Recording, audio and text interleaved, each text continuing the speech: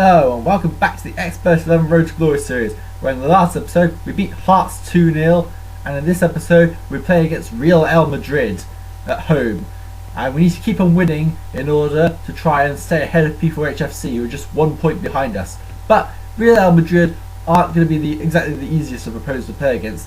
They have a pretty strong side on them, and they're usually always in form, so this will be a tough game without any doubt. They average about 11 bars on the starting lineup, which is about as strong as our team. They've got a lot of 12 bar players too, like Swain, Akman and Diversa. Akman in particular stand out at just 23 years of age. And also they have Mick Dinsdale as a backup defender, although he hasn't really been playing much due to the fact he's retiring and probably not being trained that much. So anyway, this is how Real Ale Madrid compare to our team. And I'd probably say we have a weaker squad overall than Real Ale Madrid. But we've done well so far. Done much better than them in the league so far, so this is a game we are capable of winning, and indeed we do have a very good record against Real Ale Madrid. So without further ado, let's see the team use. Knights line up in a 4-5-1 formation with Ant Connolly in goal, and back four of Pim van der Kruis, Ibrahim Qamara, Reilly King and Aquila Santa Maria. I forgot to mention the fact that Devin Reilly is of course injured for this game. Midfield Timothy Wagner, Pierre Festink, Alvito Roma, Y Junior and Raymond Hargreaves, and a front row man of Celso Mota. Real Ale Madrid also line up in a 4-5-1 formation with Alexis Carcel in goal, a back four Jack Fowler, Noah Bean, Mel Keeler and Silvino Grillo, midfield Alf Swain, Ernesto Diversa, Mickey Akman, Kirk Logan and Ashley Allman, and a front row man of David. Let's go live to the supermassive black hole for the match. Captains for this match are Reilly King for Knights of Cydonia and Jack Fowler for Real Ale Madrid. The referee is Sten Cole, skill 5, skill 9, harshness 5. Knights are played from left to right in the red and yellow strip. Real Ale Madrid in the white and black strip playing from right to left. The other match in the division, Fredrikstad are at home to BOR Bears, and if Fredrikstad can beat BOR Bears, we might be able to seal the top 2 place this round. Gorgi Thistle against Barbaza, or Hearts against P4AH FC. So, without further ado, let's get things underway. And there's an injury in the first minute for Real Ale Madrid, as Ernesto Diversa, who was slightly injured before the game started, has now been fully injured, and Garentia Scolari is going to come on to replace him. But Scolari is a like-for-like replacement, so it might not be too bad for Real Ale Madrid after all. We've got a card inside 8 minutes here. Pierre Festink's been yellow carded for stamping. Really have a bit of yellow cards here. Obviously I'm still rather concerned about the fact that Reilly King has been on 2 yellow cards for quite some time now. 22 minutes played and it's currently 0-0. P4AH FC have just taken the lead against Hearts, and Fredrikstad are 2-0 up against BOR Bears. Now that is a big surprise there. Real Ale Madrid get a card. Garentia Scolari yellow card for handball. 42 minutes played, we're coming up to half time, and that is half time. So as things stand, Knights are going to be securing a top 2 place, but only because Fredrikstad are 2-0 up against BOR Bears. We have not been able to penetrate this Real Ale Madrid side, and for the first time in a while are really struggling against an opponent. The other matches in the Division see Fredrikstad 2-0 up against BOR Bears and P4AH FC 1-0 up against Hearts, which means as things stand, P4AH FC are going to be in first place ahead of us by a single point.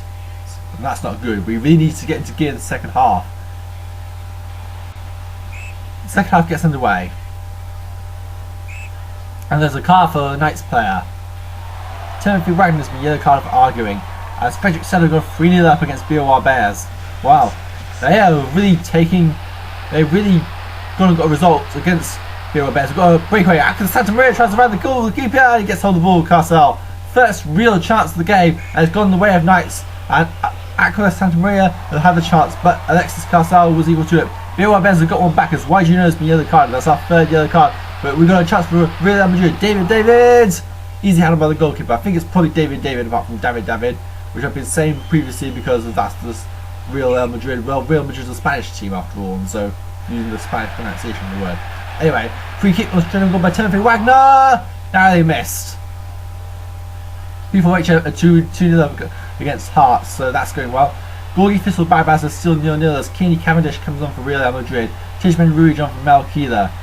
That's actually straight from their defence. They're going for a more defensive approach here. They seem to be happy to take the point here.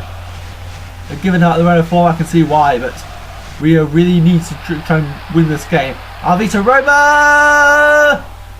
Pressure outside the post. This is getting really frustrating now. Time is running out. The 92nd minute. And that's it. We have dropped points for only the 3rd time this season. It's the 2nd time we've drawn against an opponent this season.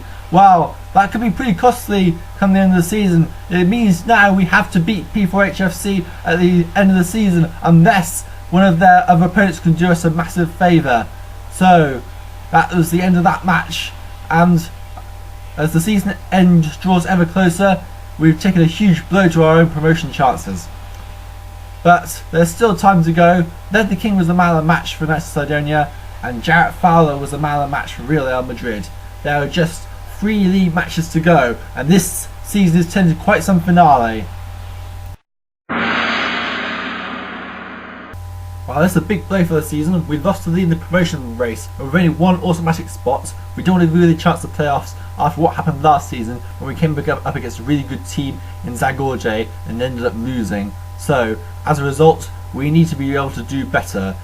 So, as a result, we need to go into our last 3 games against Barbaza, BOR Bears and P4AH FC with the aim of all being able to win them all. A win against P4AH FC in particular would be very, very important, although they are in very good form now.